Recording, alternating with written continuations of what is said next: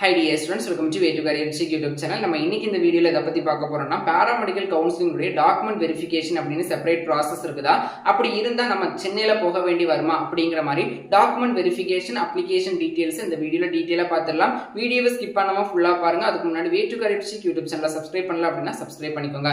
Okay, வீடியோக்குள்ள போயிடலாம்.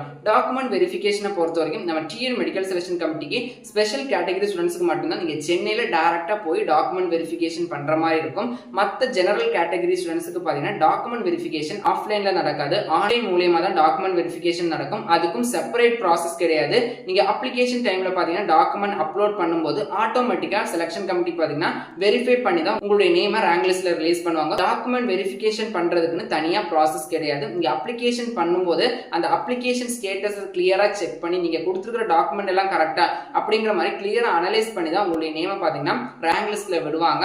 இந்த நேம் ரேங்க் லிஸ்ட்ல வந்தா மட்டும் தான் உங்களால கவுன்சிலிங்ல பார்ட்டிசிபேட் பண்ண முடியும். ஓகே, டாக்குமெண்ட் வெரிஃபிகேஷனை பத்தி ஃபுல்லா பார்த்துடலாம்.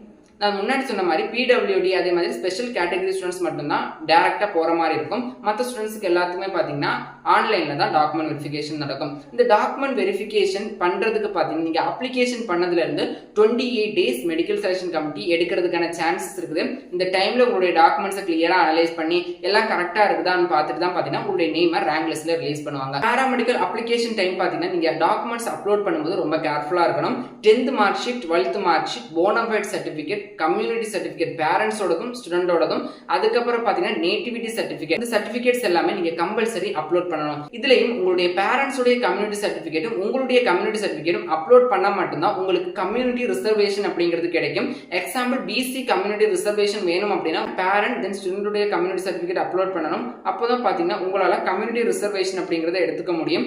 இல்ல அப்படின்னா என்ன பண்ணுவாங்கன்னா நீங்க ஓசி ஓபன் கேட்டகரி கீழே வருவீங்க. இப்பவே பேரண்ட்ஸ்க்கான கம்யூனிட்டி சர்டிபிகேட்ஸும் எடுத்து வச்சுக்கோங்க. உங்களுக்கான கம்யூனிட்டி சர்டிபிகேட்ஸ் அப்படிங்கிறது மோஸ்ட்லி எல்லா டைமே இருக்கும். தென் போனஃபைட் சர்டிபிகேட், நேட்டிவிட்டி சர்டிபிகேட்டும் ரொம்ப முக்கியம். இந்த நேட்டிவிட்டி சர்டிபிகேட் இல்ல அப்படின்னா உங்களுக்கான அப்ளிகேஷன் ரிஜெக்ட் ஆகுறதுக்கும் ஒரு சில டைம்ல சான்சஸ் இருக்குது. மோஸ்ட்லி நேட்டிவிட்டி சர்டிபிகேட் அப்படிங்கறத அப்லோட் பண்ணிக்கோங்க. ஏன்னா நீங்க தமிழ்நாடு நேட்டிவா இருக்கணும், இல்லைன்னா தமிழ்நாடு ஸ்கூல்ல படிச்சிருக்கணும். இதுதான் நம்ம பாராமெடிக்கல் கவுன்சிலிங்ல பார்ட்டிசிபேட் பண்றதுக்கான பேசிக் எலிஜிபிலிட்டி. இந்த பேசிக் எலிஜிபிலிட்டிக்கான ப்ரூஃபை நீங்க கொடுக்கலாம் அப்படின்னா ஒன்னு நீங்க தமிழ்நாட்டில் பிறந்ததுக்கான ப்ரூஃப், அதாவது நேட்டிவிட்டி சர்டிபிகேட் கொடுக்கணும், இல்ல தமிழ்நாட்டில் நீங்க ஸ்கூல்ல படிச்சிருக்கணும், அதுக்கான போனஃபைட் சர்டிபிகேட் அப்லோட் பண்ணணும். அப்பதான் நீங்க இந்த கவுன்சிலிங்ல பார்ட்டிசிபேட் பண்றதுக்கு எலிஜிபிள். சோ கண்டிப்பா nativity certificate, community certificate, parent and ஸ்டூடெண்டோடதையும் அப்லோட் பண்ணிக்கோங்க. இந்த சர்டிபிகேட்ஸ் அப்லோட் பண்ணதுக்கு அப்புறம் மெடிக்கல் செலக்ஷன் கமிட்டி கிளியரா பார்ப்பாங்க. பார்த்ததுக்கு அப்புறம் பாத்தீங்கன்னா எல்லாம் ப்ராப்பரா இருந்துச்சு அப்படின்னா உங்களுடைய நேம் ரேங்க் லிஸ்ட்ல வந்துடும். மேஜரான ரீசன்ஸ்க்கு தான் அப்ளிகேஷன் அப்படிங்கறது ரிஜெக்ட் பண்ணுவாங்க. மோஸ்ட்லி அப்ளிகேஷன்ஸ் ரிஜெக்ட் பண்ண மாட்டாங்க. இங்க bonafide certificate, community certificate, nativity certificate இது மூணையுமே ப்ராப்பரா அப்லோட் பண்ணிக்கோங்க. தென் பாத்தீங்கன்னா ஜெனரல் கேட்டகரி ஸ்டூடண்ட்ஸ் இந்த டாக்குமெண்ட் வெரிஃபிகேஷனுக்காக எங்கேயும் போக வேண்டிய தேவையில்லை. ஆன்லைன்லயே ஆட்டோமேட்டிக்கா டாக்குமெண்ட் அப்படிங்கிறது வெரிஃபிகேஷன் பண்ணி வெரிஃபை பண்ணதுக்கு அப்புறம் தான் உங்களுடைய நேம ரேங்க் லிஸ்ட்ல ஆட் பண்ணுவாங்க.